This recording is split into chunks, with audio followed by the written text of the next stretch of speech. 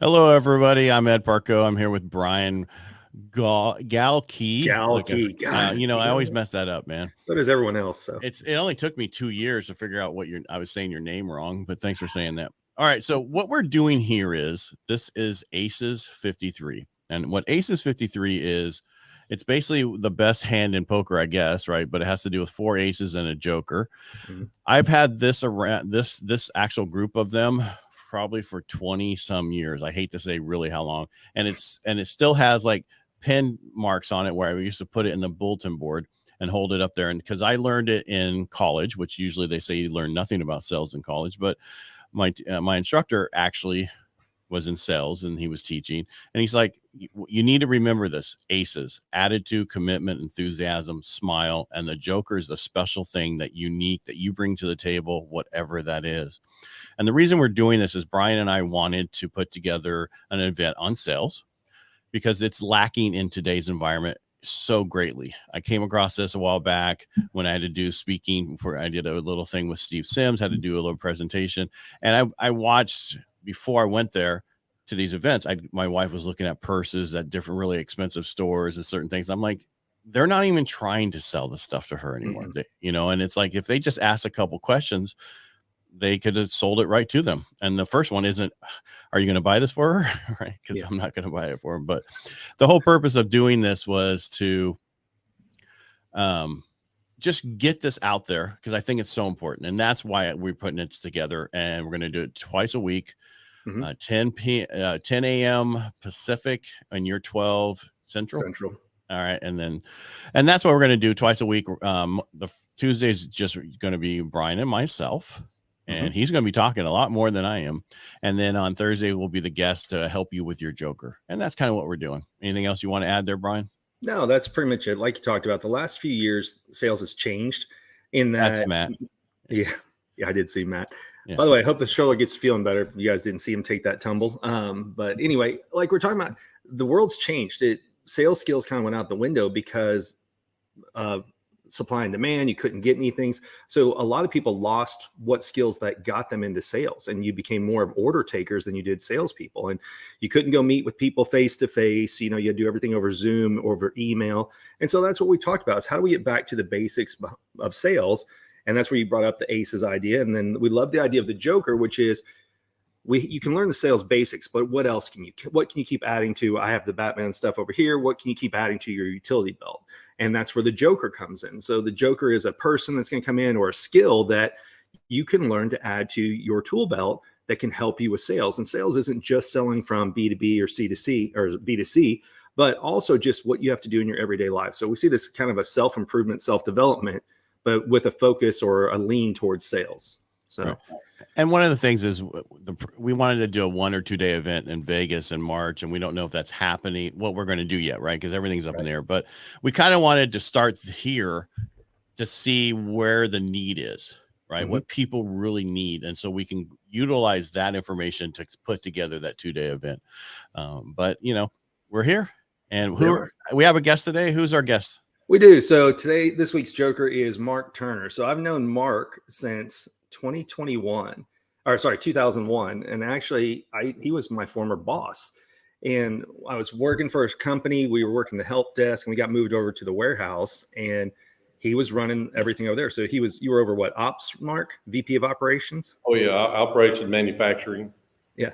And the thing about it was, Mark was the first person I worked with who was into self-development. And right after getting out of college, you're so tired of reading, you don't really pick up books or anything else. But when we went to work for Mark, that was one of his things, is like, hey, seminars are important, books are important. As a matter of fact, I still carry this to this day. Mark is Zig Ziglar certified, and Mark took us all to Zig Ziglar's 80th birthday in Dallas. And I say all of us, the people that showed an interest in it. And that was one of the things I really appreciated about working for Mark. He actually had to push me into sales, because I started out on the help desk. Then I learned how to be an installer and how to configure and build our stuff. And Mark's like, no, sales is where you need to go. So really, he had to pull me and push me to get into the sales area. And as a matter of fact, even once he got me into being a sales engineer or an account manager, even then he's like, hey, you need to move over from being a sales engineer to an account manager. I'm like, no, I like being safe here. And so really, Mark's who changed my life, and not just with development and guidance and everything else, but encouraging us to keep improving, keep going after new skills, go pick up books, go to seminars, you name it. And even Mark went and started N2SUCCESS, which is his own speaking company. So Mark, go on. Hey, well, guys, thank you so much for having me on today. It's a blessing to be able to be here. We were discussing earlier before the broadcast started about how did I get involved with this? And it starts a long time ago. I was in high school and we had what was called distributed education class. And that's where you could work a half a day, go to school a half a day. And the teacher of that class was a guy by the name of Mr. Love. And he presented, starting one semester, a course called the I Can series. Well, fast forward, the I Can series was produced by Zig Ziglar.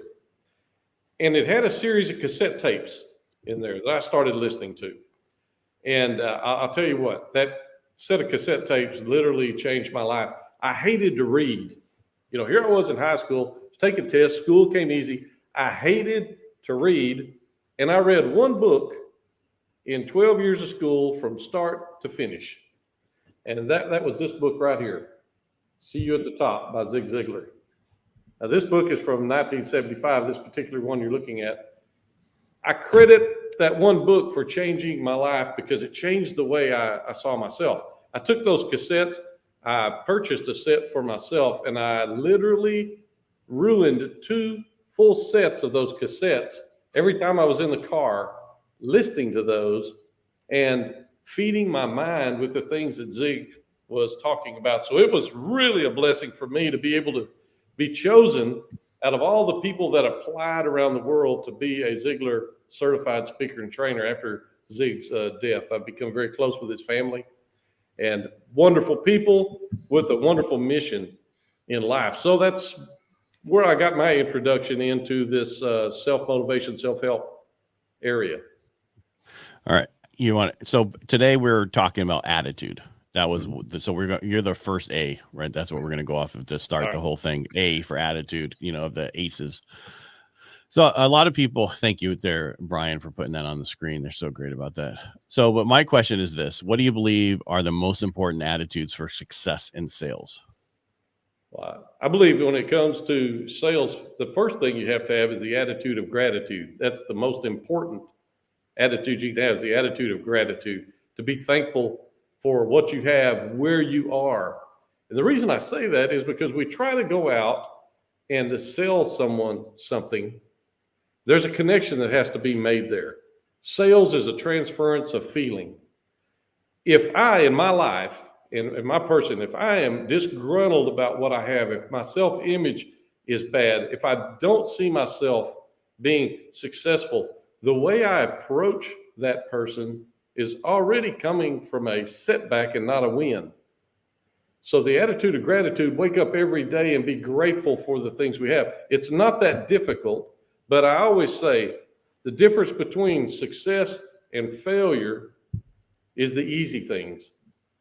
And I define easy to do. If you can do it and it can be done, it's easy to do. Climbing Mount Everest, for me, that is not easy to do. Something I could not do, won't even attempt. But getting up every day and adding to a gratitude journal is something easy to do. But there's a big problem with easy things to do to change your life, and it's that they're easy not to do. Right. So in sales, you want to change that attitude. You start with the attitude of gratitude. Set yourself a gratitude journal, write in it every morning of the things you're thankful for. It sets the platform for the way you see everything else throughout the day. The next thing as it regard to sales is we try to sell people based on who we are, when we should be approaching them how they are. And Brian will confirm this in a human behavior model called DISC. You have the real aggressive, straightforward person. You have the joyful person, life of the party, the very supportive person, and the very calculating person. If I'm one of these very straightforward people, and my mindset and my attitude is that is the way you have to be, I approach someone that comes in and they are one of these very quiet and supportive people, I'm liable to roll over them like a steamroller and miss the sale. So we have to change our perspective and our attitude about not approaching people how we are, but approaching them how they are, which means we have to understand them and get time to know them. We can't transfer a feeling unless we spend a little time asking questions and getting to know them. Did you want to go, Brian, or you want me to keep going? Yeah, no, I was going to bring up kind of some stories. We'll go back and forth. How about that? Yeah, perfect. So having worked with Mark, obviously I have an inside track on this, but we came from a small company that was kicking the butt of larger companies. And it was because of the way we treated the customer, but also the way that we would let our customers treat us. So attitude, one of the things I learned with working with Mark was it's not just the attitude you give, but there were times where like customers would call and be belligerent. And I remember this story one time. Mark walked in and the guy was just absolutely berating one of our technicians. And Mark walked in and hung up the phone. And Mark said, look, we don't need to take this kind of attitude and tolerance. We won't be treated this way. We are, we're all should have the right attitude when we're working together. And that is, even though this customer was sending us business, it wasn't the right attitude to work with. And until they could fix that attitude, he wouldn't jump back on the phone with them. Well, that was good because that's the same thing with my company is I don't allow anybody. I tell them fire the client if they're that way. Don't even take that information. We don't need that business that badly because it's going to disrupt everything else. And I'm glad that that's the way it is. All right.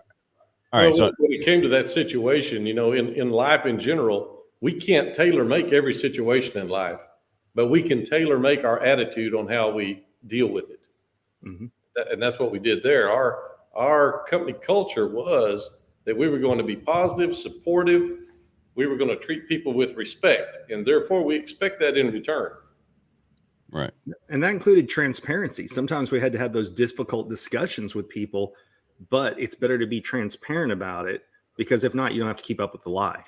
And one of the things that Mark just talked about too, with that whole situation, Brad Lee's favorite saying is you get what you tolerate. And so if Mark hadn't corrected that, that's how we would have been training our customers to teach us or to treat us. I agree. So and you're talking about the disc and how to talk to people and not roll over them. The other thing that's really good is what Brian teaches about understanding who the person is by being able to read their face so you can actually have a good conversation with them. But back to what your statement is asking questions. The biggest thing we do not do in sales is ask enough questions. I think a lot of people, they think by talking more instead of listening more. You have 2 ears and 1 mouth. Utilize it that way. Right. When you first started this, you talk about your wife shopping. Have you noticed anymore you go into a place and you experience that where I recently walked into a Starbucks and I walk up to the counter and the barista behind the counter was doing something. She finally looked up and with no expression, she said, "What do you want?" And I was, for me, like it gave me a heart attack, Yeah. So I made my order and she came over, delivered it to me. And I said, "Can I ask you a question?" She said, "What's that?" I said, "Do you enjoy your job?" And she said, "Well, yes. Why do you ask?" And I said, "Well, you need to change your approach to people because your approach is very abrupt." And she was shocked. She didn't know she was doing it. "What do you mean?" I said, "When someone comes in, they have your money in their pocket. Your objective is to smile at them, take their order, treat them to a great experience. And guess what? That tip thing that everybody is now common. I mean, I'm surprised you don't fill up your own gas and be asked for a tip these days. But they have that tip. I said, "You'll double those just by doing that one thing." She didn't notice it. On the opposite side of that, walk into a Chick-fil-A. The first thing people do when you come in the door is they speak to you. Their attitude is they're going to treat the customer with respect. They speak to you, and then when you get to the counter, the very first thing they say is, they don't say, "Can I take your order?" They say, "How may I serve you?" Makes all the difference in the world, just those small, subtle things. So whatever area of sales you happen to be in, you can learn a lot just from those 2 things. Right. And then also at the end of the statement, a lot of them, is that all? Right. Yeah. No, can I get you anything else? Is that all? Just those statements. It's like, no, you can just make those little changes and make it so much better for everybody. But, oh gosh. Yes. But again, it comes back to soft skills are lacking in today's environment. Absolutely. Especially with and I'm not trying to pick on a generation, but even the youngest generation is the worst, because that's all they know is this right here, this phone in their face, and that's all they know.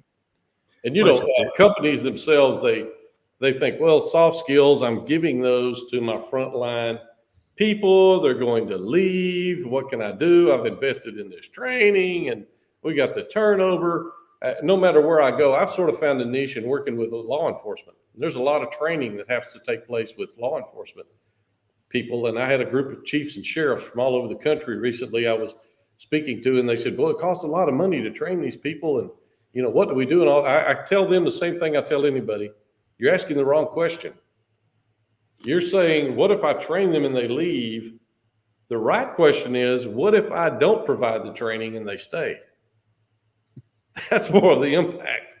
Yep. Right. So these soft skills, you're absolutely right. They're critical. And the good news is nobody is just born with being a professional soft skills. They're all things that we can learn if we just simply take the time to do it. Well, that's, I've talked about before, I own the website, What Schools Don't Teach. And that's one of my other LLCs. And it's crazy to me how many companies are like, oh, well, we hired you for the job, so you should just know how to do it. Read this one SOP and that's it. But you're right. They're not developing people, and people who get into ruts and feel stuck and don't feel appreciated because people want to advance. Look, some people are driven by title. Some people are driven by money. Some people are driven by constant and never ending improvement. And it's just interesting that so many companies won't invest that money because, like you said, they're so scared of, oh, well, it's not a good write-off, or we may lose the person. But if you look at the Great Resignation, that's a perfect example of people who chose their life and to do things for themselves versus sit at a desk for a 9 to 5. That's right. And I don't know if you know that, but the 89 million people have resigned in the last 3 years. Oh, yeah. 89 million. That's a lot of people. Wow. The question is, are they really that great on Instagram and doing all that social media stuff where they're making all that money? All right. How do you help your clients develop a positive attitude towards sales and overcome any negative beliefs? Because that's the biggest thing. People think sell is a 4-letter word when it's not. We do it all day long with our kids, and to get a better job, we do certain things. You need all these skills. So that was my question. I'm sorry to keep going. I'll use Brian as an example. When Brian had great technical skills, but he also had a unique ability to connect with people. And so when I was trying to take him from let's move over to here, it's a very uncomfortable. Oh yeah. And Mark, he's still uncomfortable. Look at his eyes when you brought him up and you started talking about. Let me tell you, I'm talking about Brian. You can see his eyes. Oh, they're talking about me. I can still see it to this day in him. So. Well, it is uncomfortable, but people get in their rut and they just stay there. Someone that has the ability to connect with people, they may not feel comfortable being in front of people or doing sales, but if they can have a mentor, first thing, find yourself a mentor. If you're struggling in sales, find a mentor, find somebody that is doing it. Stop trying to do it all on your own. There's so many resources out there. Find a good mentor. So work with Brian, showing him how to do this. And, it's just been amazing. I'm so proud of the man that he has become because of that. But, I said before we started this, that when it comes to sales, you are where you are what you are, you have what you have because of what has gone into your mind. The good news is you can change where you are, you can change who you are, you can change everything you have by changing what goes into your mind. How do you change what goes into your mind? You listen to podcasts just like this. You read books. You listen to audio, plenty of it available. You attend every seminar that you possibly can. And somebody asked me one time and said, Mark, are you telling me that you have to do all these things to be successful? And I said, no. You can be mediocre without doing any of these.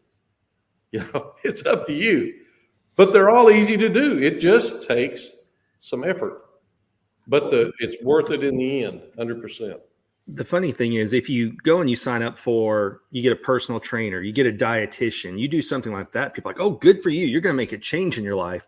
But I can't tell you how many people, whenever I say, oh, I'm going to go to the seminar this weekend. Well, is work paying for it? No, I'm going to do it. Well, why are you going? What do you mean? Like, people just have this completely different attitude of when it comes to health, people are all about it, right? But when you're talking about improvement, if somebody else isn't paying for it, then you shouldn't go do it. And that has always been a lost concept on me, because we should always be striving to learn a little bit more. But it seems like people are more interested in Netflix and watching a sporting event than they are working on their own life. It just blows me away. Well, know this: a formal education will earn you a living. Mm-hmm. Absolutely, learn you a living. A self-education will earn you a fortune. Wow. So once again, you're back to a choice. And when it comes to sales, sales is an art form Mm-hmm. that you need to invest in to become the best that you could possibly be at it, and the rewards are outstanding. All right. Since you brought up background in education and that kind of stuff, what we didn't say is you actually have a psychology. You study psychology, correct? No, well, what I did is I studied under Dr. Robert Rome for the basic behavioral aspects for humans. I became certified with him to do the actual DISC method, to be able to teach that and to teach it to business owners. And especially, it's critical to salespeople, because without understanding human nature and the way it exists, you're climbing a hill every time you meet someone and try to sell them something. And it also tells you if you're going to be a good salesperson. Absolutely. Because you might not be in the right job, and that's what the DISC will tell you. You're in the wrong job. You need to get in a different job. Yeah.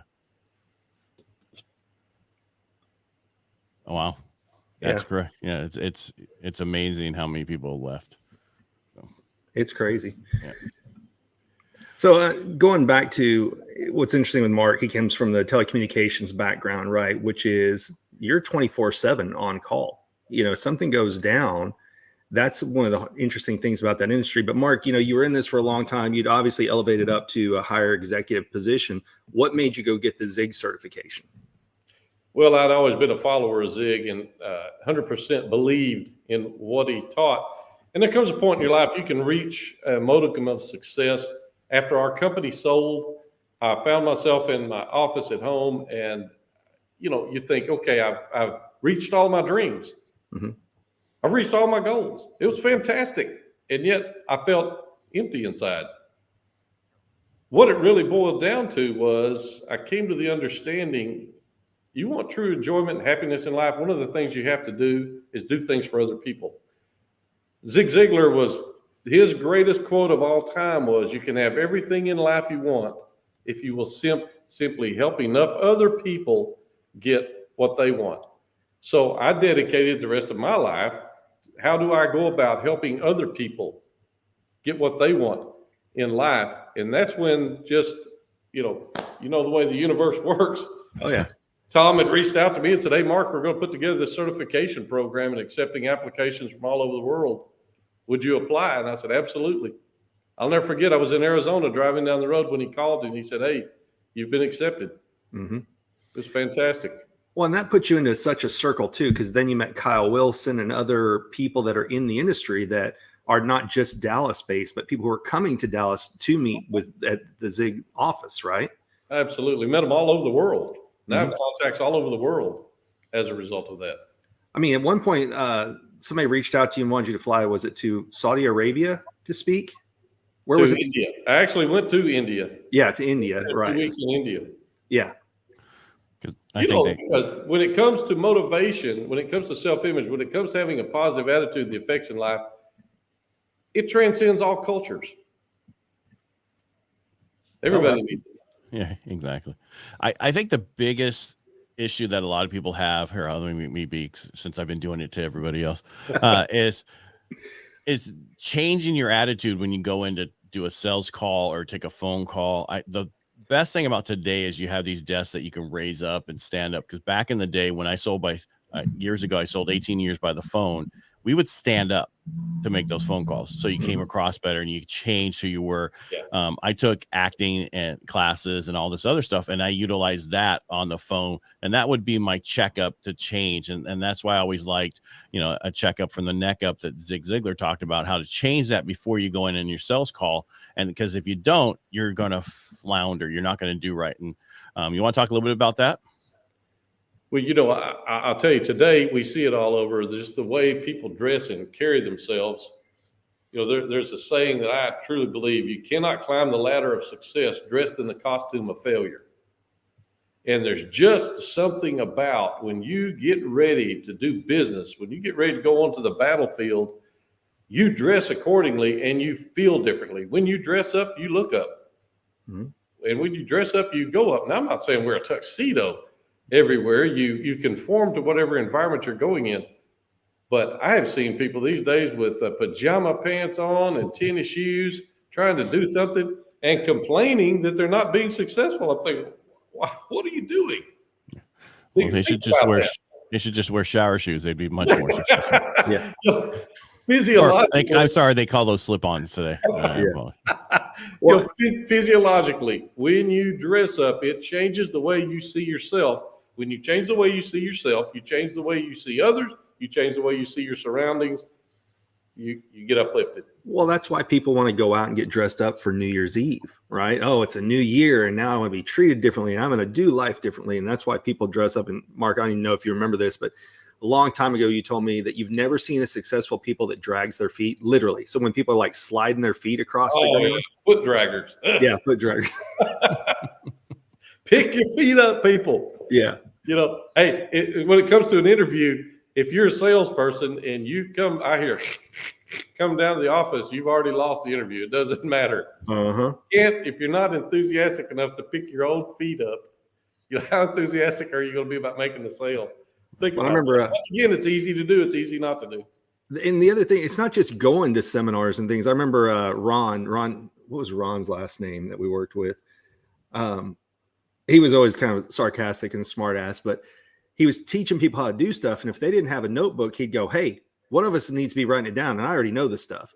And so that's the other thing, like what you were talking about with your attitude is just thinking, oh, I'll remember it, or, oh, it's not that important. No, if you're going somewhere and you're going to learn something, even when we would go and meet with customers, we were taking notes. And just by taking notes to address their concerns, when you could repeat their concerns back to them, they felt heard. And that made a huge difference with dealing with things. Because we're talking about, we had to do long sales cycles. You know, it was 3 to 5 years that you got an opportunity. And if you didn't win that opportunity, you're gone for a while. So the average contract length in the industry we used to sell in was 3 to 5 years.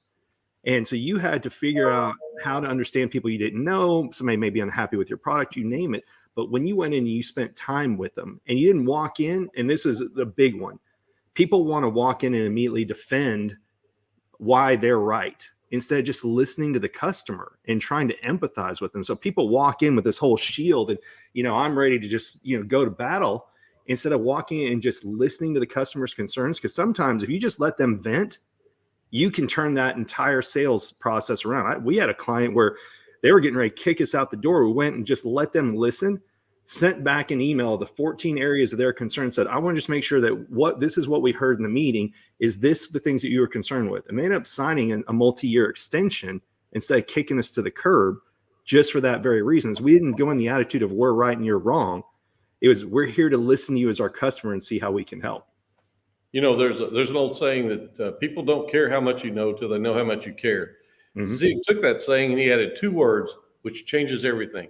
People don't care how much you know until they know how much you care about them, where it's personal. As a salesperson, and Brian will tell you this, we used to go in someone's office, and when we would leave, I would say, what did you notice in the office? So what do you mean? What type of pictures did they have? You know, look around. What are their interests? You know, because if you're going to have that transference of feeling, you have to get to know the person. Too often we want to rush to try to close the sale instead of getting to know the person. So how much you care about them is extremely important. And I totally agree about that, because that was the one thing on the phone. I would listen to the background to see what I could hear, right? When I used to sell, I could hear kids, I hear certain things, and then I could relate to them and bring stuff up so you could connect with them. Because the biggest thing about in sales, if you don't have a connection, they're not going to buy with you at all. And it's so important. Didn't you go a step further? You went and dug through their trash too, right? Just to get to know them better? No, not that much. But thanks for that. No. Depending on how big the client was, right? Yeah. It's awkward. You have to do it at night. You have a lot of black attire, you know, because you can't wear white. Yeah, I felt offended. He told me I'd not dressed up. Well, hey, look, after most people spent time at home, we're happy people have on pants, you know, let alone. I won't stand up then. Yeah. It is But funny what you're talking about on the stand-up desk.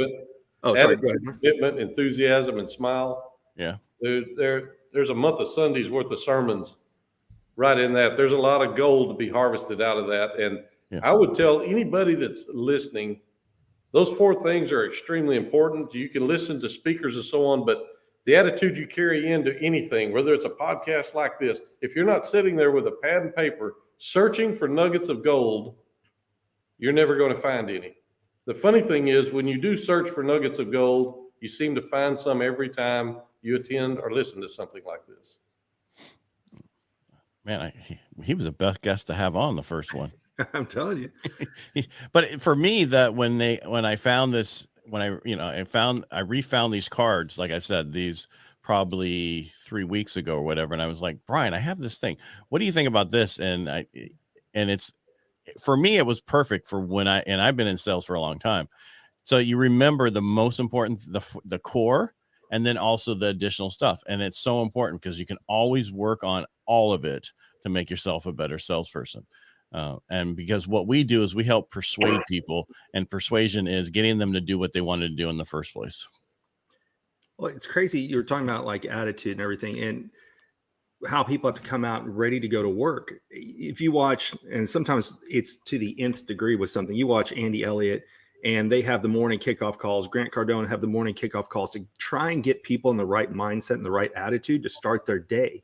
And it's funny because if you go to the gym, you stretch before you work out so you don't get hurt, right? But there's kind of a shaming to if you try and get motivated to do sales. People are like, well, why are you doing that? What do you, why do you role play? Why do you do all these things? You're taking advantage of people. You're going to take advantage of them. Exactly. You're manipulating people, you name it. But it's funny because in anything else, during the winter, you don't just get your car out and go for a drive. You warm up the car first, then you go to the drive. Because if not, you wear out your car faster. But there's the story of the guy who every day he'd go to work and he had the tree out front, right? And so when he would go to work, if he had a long, stressful day, he would come home and he'd touch the tree before he walked in his house. And that was, he would have the tree hold all of his angst and worry and concern that he had at work so he could be present at home.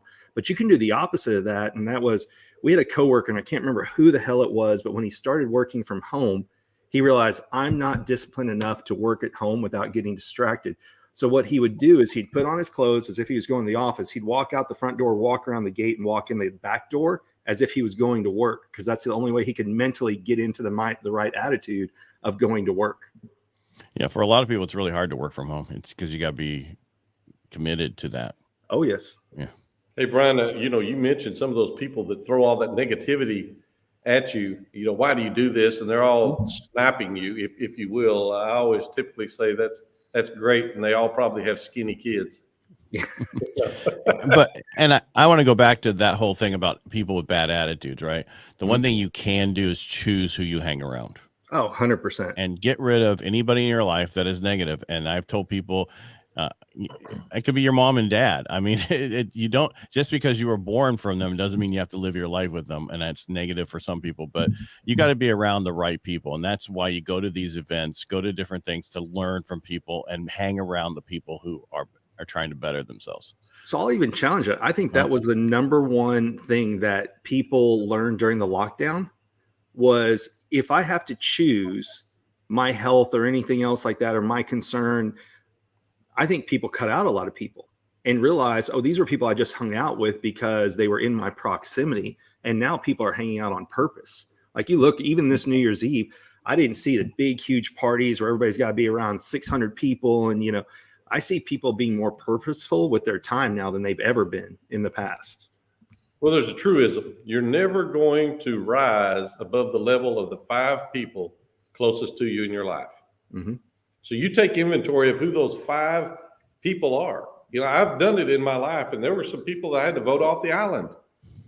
Now I didn't go up to them and say, you've been voted off the island, but you begin distancing yourself from them, because life is too short to surround yourself with anyone that's going to pull you down. You can give your best shot of lifting them up, helping them, assisting them.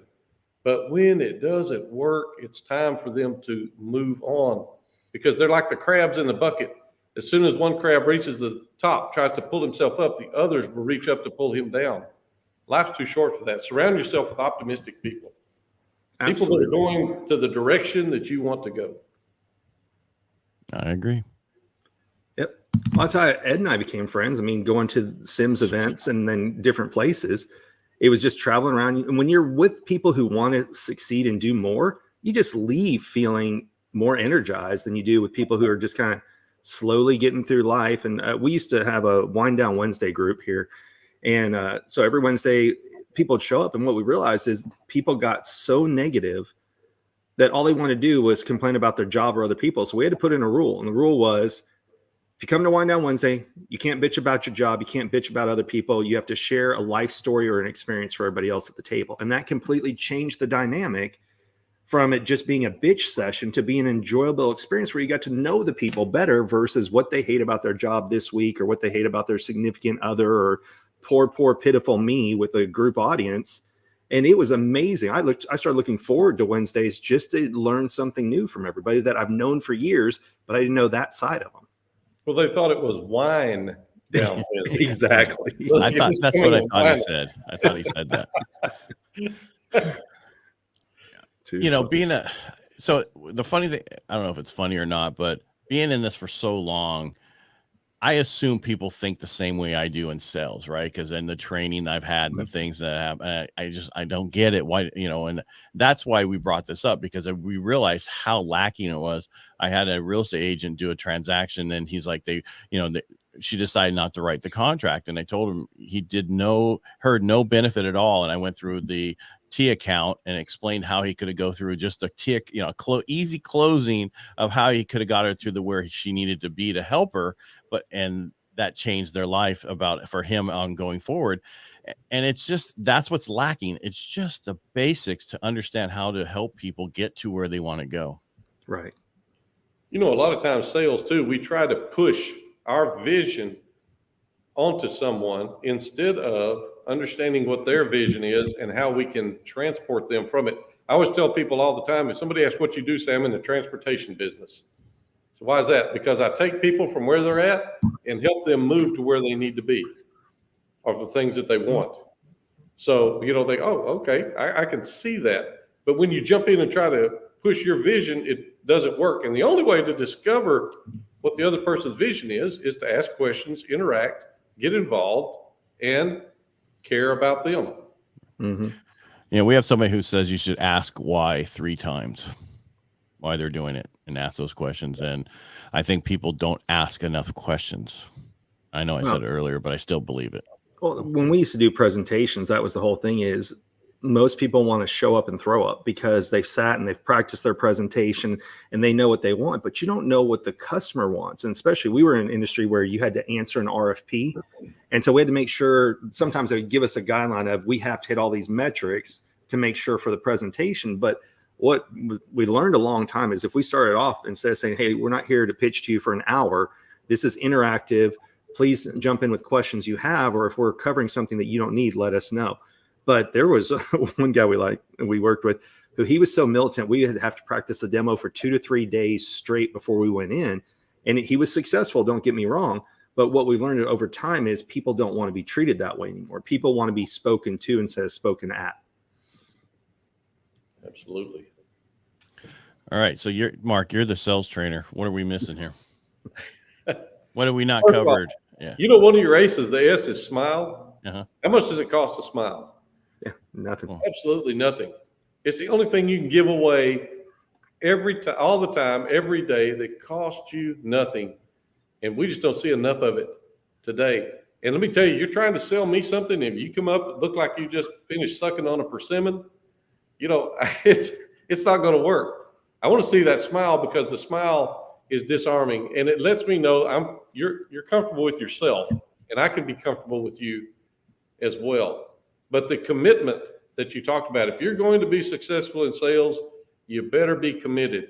When you are, the end result, the payoff is massive. It's huge. It can be done, but there's a commitment level that doesn't happen overnight. And that commitment level is I'm going to invest in myself. I'm going to watch your podcast. I'm going to attend your seminars. I'm going to read the books. Every time I'm in the car, instead of listening to whatever I like to listen to, I've got something on that's helping me, feeding my mind. My children, when they grew up, they heard of Zig Ziglar. You play it today and they can make quotes from him. When they were small, I played it in the car so much. People think, oh, that's just crazy. You don't have to do that. But today, I enjoy doing the things that investment long ago paid off on. No, Mark, didn't you know all that's not good anymore? Now there's super secret word tracks that you can use that will somehow hypnotize people to buy. I mean, that's why Ed and I were wanting to create this. It's crazy that people think, oh, well, there's this new thing. Now, some of your sales techniques, and not yours personally, but some of the ones we learned a long time ago, are they outdated? Like you talked about, how to win friends and influence people. Well, a lot of times you can't go into anybody's office because they're sanitized now, right? They can't have up pictures of family because it may offend someone, or you have to go meet in a conference room instead of an office, all kinds of things. So there are changing skills, but the foundations and the basics are still there. And that's what Zig was so good about, is he just had a way of saying it that it just stuck in your ear, and just rambled around your brain over and over again. Well, we've talked about attitude. The one question you could ask yourself every day is, my attitude worth catching? Mm-hmm. That's pretty powerful. That's a self-examination right there. But to your point, Brian, you can't go in their offices anymore. That's why it's critical, the things you teach with face reading. That's why those are so critical. Some salespeople may look at that, I don't know if that will help me or not. Guarantee you. Yes, it will. will. When they're looking for the gold nugget, it'll absolutely help you. It will change your life. It will change your outcome. It'll change your income. Yeah. With salespeople, I've learned you have to be combative with them, because they'll go, I don't think it'll work. I said, you're right. Assume I'm full of shit, and then just go out and test it, thinking that there's no way in the world it will ever work. And I guarantee you, you'll be back to talk to me with a different attitude later, but just give it a shot. Yeah. And the other part is wishing won't win while work will. Oh. These people just sit around and wish all the time, I wish this. Okay, it's not good enough. You got to get up and work. And that's one of the issues we're going to have, is because a lot of a certain generation right now thinks work means go play foosball at work and go into the little relaxation center. And then after that, I got to have myself a little coffee, and then it's noon, so I better go to lunch now. Yeah. Well, the other thing is the expectation, and the expectation seems to be for younger people today that I go to work and I've been here 2 weeks. I don't have a promotion yet. Why not? Right. Yeah. And they see people, an old timer like myself, and they think, well, I should have everything you have. I've been here 2 months. Well, I've been at it 40 years.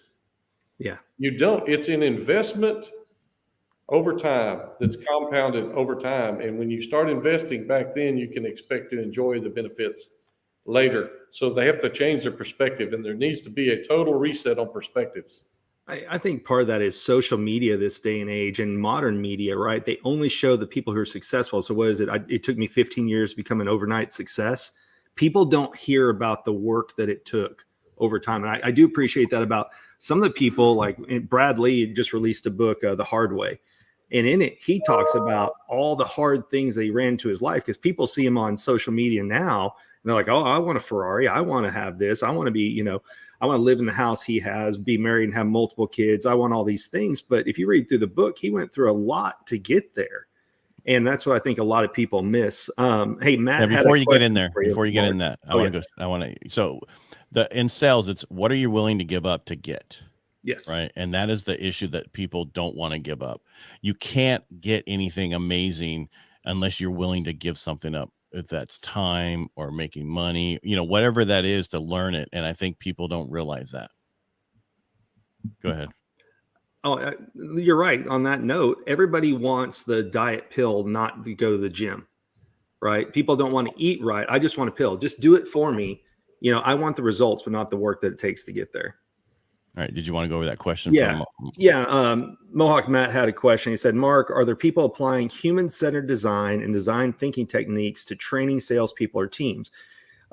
It's everything you're talking about, but with frameworks around it and focus tools to get those answers of what people want for those people who don't know how to ask questions and listen. I would say absolutely. First of all, the DISC method, you can find a great instructor for that. That's what I do. There are plenty around. If I'm too busy to assist you, we could have someone else assist you. You couple DISC with the face reading that Brian has, and it has the frameworks associated and the reasoning behind it to change your actions and the way you see things. It's amazing what will happen. So the answer is yes, they do exist. Well, at least I had a point. Yeah. All right, back to but so I interview a lot of people, and and we were talking about overnight successes, and one of them was the UGG founder Brian Smith. And if you know his story, everybody thinks of overnight success. He lost the company, he did this, he had to get back. It takes forever. Nothing's overnight. It takes years of work. But people, like you say, Brian, just see it and I think it happens right now. It doesn't. It takes years. So the question is, what are you willing to sacrifice? I know I said that earlier, but that's what it is. You're sacrificing time. And I know a lot of people are like, I'm going to make me big on this one. Work-life balance. Well, if you're trying to be successful and build something, it's really hard to have a work-life balance. You're going to have out of balances at some time and then greater balances at other times. Again, it goes back to what are you willing to give up to get? Yeah. Like we have friends that work, tax in the tax business. Their life is going to suck for the next 3 months, but then it slows down. So like you said, it's seasons. What season are you in? But, you still have to maintain the crops the entire year round. But what season are you in? Are you in, where you have to do a majority of the work? Are you waiting to do harvest? You name it. And that's where I wish that people focused on, yes, it's nice to see where people are, but if more people focused on what it took to get there, I think people would learn to kind of chill out on that aspect instead of the now, I want everything. Like Mark said earlier, it's crazy to think like somebody graduating college is upset that they can't buy $1 million home and have a brand new Tesla the day that they graduate. And I mean, we were raised a little bit differently where it was, okay, you go to school to get a good job. You have to work your way up within a company. But now people hear these stories about the overnight viral video that made somebody a millionaire or, cryptocurrency or NFTs or something. And people are looking for those, I want it now versus I'm willing to earn it over time. And, what I always hear is if it comes fast, that you can lose it just as fast. Yeah. And all the coaches who just show up now, they have coaches for that chat GPT. So, if you need one. Oh, yeah. You saw the same post I did. Yeah. Yeah. What they don't see though, Brian, is how many posts and how much time did they spend in social media before that one went viral? That's exactly it. They only see the one that went viral. Yeah. And it takes a lot. I mean, it's a lot of work to figure out what works and what doesn't work. It doesn't happen and we keep saying this, it doesn't happen overnight, but putting education in on yourself and going to all these seminars. And and for me, when my wife asks me when I go, well, I got one thing out of it. And that's the most important. If I get one thing out of what I go to, it works for me. The other thing is I go to a lot of events, not necessarily for the people on the stage, but really for the audience, because there's people in the audience who should be on that stage, but they chose to come there and I get a lot more out of that audience. Oh, the one I went to last Friday with Steve and Cossum. Oop, hit the wrong button there. That I went to with them. The contacts I met were almost more valuable than the content. Sorry, Steve. I mean, the content was good, but I got to meet people I otherwise would not have met. And that was the whole thing, is you never know who you're sitting in the room. It's so cliche to say, you're only one introduction, one person, one experience away from changing your life. But that's true. You never know who you're going to be in. I mean, I joined something. I met Joe Ingram. Joe Ingram introduced me to Steve Sims. Steve Sims introduced me to Greg Reed. Greg Reed introduced me to, I mean, I can just keep going down. What about me, man? People, I know. You're like my hype man, right? It's if I hadn't met Steve, I wouldn't have met you. And everywhere we go, he hypes me up. He's like, "Hey, what about Mark? I mean, Mark helps you so much. Jesus, I'm gonna put Mark over here. Yeah. He's getting no love. I already gave him his kudos at the beginning when we did the introduction. I'm done with him now. But all right, so we don't want to keep going. We want to keep these right around an hour. So we got about 11 minutes left or 10 minutes. So what should we be focusing on? I know it's our podcast or our live, but it's really you as the guest we brought on to talk about attitude and we went through a lot of that. And we even went through some of the other letters in our ACEs.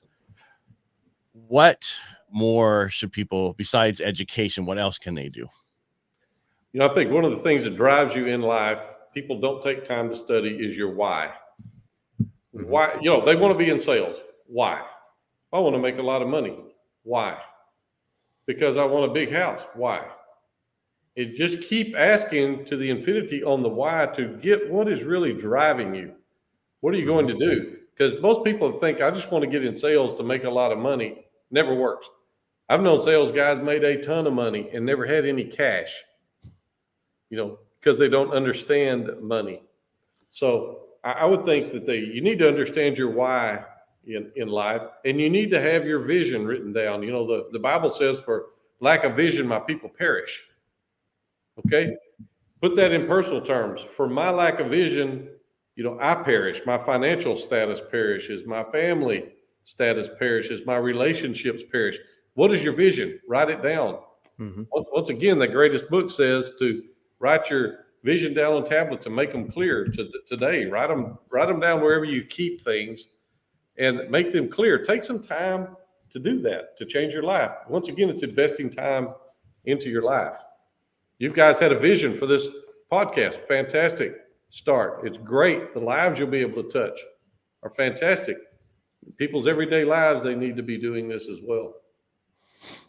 The other day I heard three things that take down a guy, especially in sales: liquor, ladies, and leverage. That's exactly right. Yes. So be careful of those three things, people. I always tell people, I used to do a lot of work with the Boy Scouts, and I tell the parents when they got started, I said, because the ultimate goal is to become an Eagle Scout. And I said, there's the two greatest threats to your son becoming an Eagle Scout: perfume and gasoline. You know, when they learn how to drive and become interested in girls, and it's not much different when you're an older guy and you get into sales. So you have to be very careful. You have to understand your whys. That's right. And also your why, and then your client's why, or the prospect. You need to ask them. I think they say 3 times. I mean, the first one is they tell you why, what they think you want to hear, right? And then they tell you that's what they think it is, and then what you want to hear, and then the last one is truly what it is. Anyway, those orders. But the last one is the one that really tells you why they're doing it and what they want. And if you can't ask somebody why they want this or what they want and get down to the basics, you'll never help them. You're doing it for the wrong reason. I heard there was a statement I heard one time I really liked. It's to follow that. It's why, clarify. Ask why I get information, ask why I get more information, and then clarify what you heard to them to ensure that you've got the same. I also think that's the same thing with communication with your spouse or anybody else. When you're talking to somebody, or even your employees or people you're dealing with, is when you tell them something, you ask them, what did you hear me say? Right. Or if they're telling you something, you can say, I heard you say this. Is that, you can tell I was in counseling, with marriage counseling years ago. But that's basically what happened. Huh? No, that was my therapy. So that's important, to understand what someone says to you or what you said to them so they can get it back. And so that's, important to do that. And I would say, you asked me what else we're missing too. When it comes to you younger sales folks out there, sales folks of a certain age, the absolute best thing you can do when you go to make a sale, you see this thing here? Put it down and never look at it. Don't answer it. Assume it doesn't exist. Nothing says that you're not important to me faster than us talking and me going. Or this. That's why I won't get a smartwatch. Those watches, 100% why I won't get a smartwatch. I would tell you to leave it in the car or the truck, whatever you have. Just hide it so someone doesn't steal it. But don't even take it in with you. Right. Yeah. And if you're in that position of selling over and you're doing it on the phone or you're doing it through video, like a lot of us do, put that away from you. Leave nothing on your desk or whatever you're doing. Just what you need, a pad of paper and what you're working on. That's right. Because nothing is worse than when a battery dies. So, right. Paper batteries never die in. That's pen, true. You can get another one. I want to go back to what you were talking about a second ago when you're talking to customers, and that is you want to get away from, Chris Voss talks about this, from having customers just say yes to having customers say that's right. We're trained to say yes to be nice, but if you can regurgitate something back to a customer and say, let me just make sure I understand this the right way, or I understand what you're looking for, and you say it, you don't want to get to a yes, you want to get to that's right. That's where we're really searching for things, is we know we've made it across to them if we can get them to say more than just a yes. 100%. All right. So think about, if you're in sales, smile. Absolutely. Number one, have a positive attitude, speak in a very respectful manner, seek information, whether it's why, clarify. You seek information, let it be known that you're important to them, understand, and then help them solve whatever it is they're trying to solve. It doesn't matter if they're out looking for a new car, you're a car salesman. Yeah. They've got a problem they're wanting to solve. My old car is not working correctly. I need transportation to and from work. Have kids now. I need to change. They've got something they're wanting to solve, but you're never going to get there unless you invest in them and ask, and do so in a respectful manner. They don't walk on the lot unless they want to buy. Glenn Ross was one of the first movies I saw when I got into sales, and the first 10 minutes is the best part of the movie. Forget the rest of it. I worked in a sales environment like that when I first got into sales. Yeah. Always be closing. ABC. Actually, the best part of that was when Alec Baldwin did it on Saturday Night Live, and it was always be cobbling when he was like in charge of the elves. Yeah. I can go out on a sit tonight and make $15,000. What's your name? Anyway. We'll move on. I got all the quotes from that movie. But that's something, again, about attitude and environment, right? Mm-hmm. Make sure you are in the right environment for you. Also, if you're in sales and you're doing something, it might not be the right environment if it doesn't work for you. It doesn't mean that you're not good at sales. It just might not be the right thing, because some environments aren't good for other people. So. Well, and if you can't, look, I just recently left one where if you don't believe in the product anymore, it's damn hard to show up with the right attitude. Right. Really hard to show up with the right attitude. Right. You have to find yourself in the right circumstance, the right pot. And, we're not a tree. We're not planted with deep roots. We can change. Right. Take yourself somewhere else. Yeah. But back to that, it goes to the commitment, knowing your product, knowing that if you don't trust your product or you're not enthused that, go find something else. There's so much more you can do. Well, wasn't it Zig who talked about you have to be a product of the product? Yes. To really believe in it. Yep. Well, and your other one, I know we're limited on time, but the other one, enthusiasm, show some enthusiasm. Right. Be excited about what you're going to do. Be pumped up about it. No one wants to go in, well, I've got this product, I want to say it's over. Show some enthusiasm, and that comes from within. Right. That's a within thing. And if you can't, listen, guys, salespeople out there, if you can't do it from within, find a mentor or somebody to get you pumped up. Talk to them before you go to the meeting to help you out.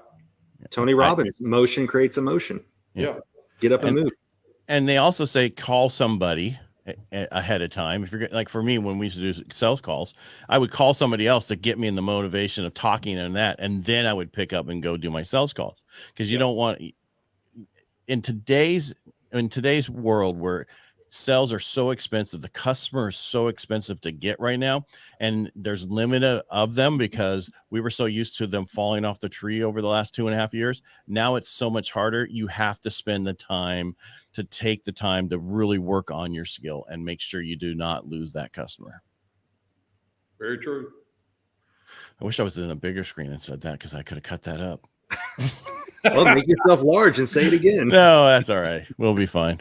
All right, Mark, it was really nice to get to know you, because I didn't know you before today. And thank you for coming on and talking about what you talked about. We really appreciate it. Ed, thank you so much. And Brian, thanks for inviting me. Of course. 100%, guys. Wish you nothing but absolute success. We appreciate it. If you know anybody else who would be good at helping us with the jokers, because so how this was is this 4 aces and a joker, right? Because you have 4 aces, right? But that stands for attitude, commitment, enthusiasm, smile, and then the joker's your unique ability. The reason why we don't call it 4 aces and a joker is because there was a band, Aces and a Joker. So that's why we went with Aces53, which is the 53rd, deck, and the joker's the 53rd card in the deck. Now I can tell people I was part of a Steve Miller song. There you go. I'm a joker. It's Midnight Toker. That's right. Yeah, all those things. I can remember everything. And you want me to quote Joe Dirt? I can do all the different movies. So let's move Joe on. Dirte. Yeah. Life's a garden, dig it. Anyways, move on. All right. Thanks again. And thank everybody for watching. We really appreciate you showing up. And we hope to give you great information.